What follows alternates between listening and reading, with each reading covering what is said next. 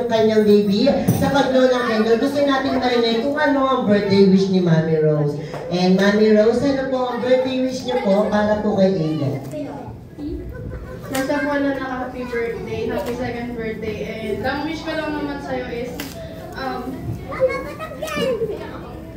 mapalaki kita ng maayos kasama sila Maka.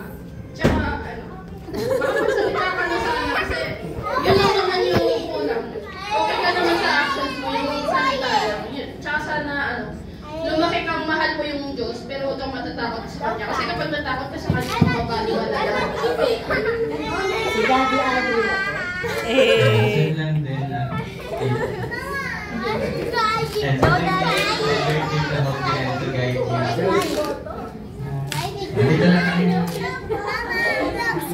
Siyempre si Ma'am. Ma'am, kayo po. Ano po ang birthday wish niyo po para po kay Aidan? Hindi siya magkasakit. Hindi ako malusog.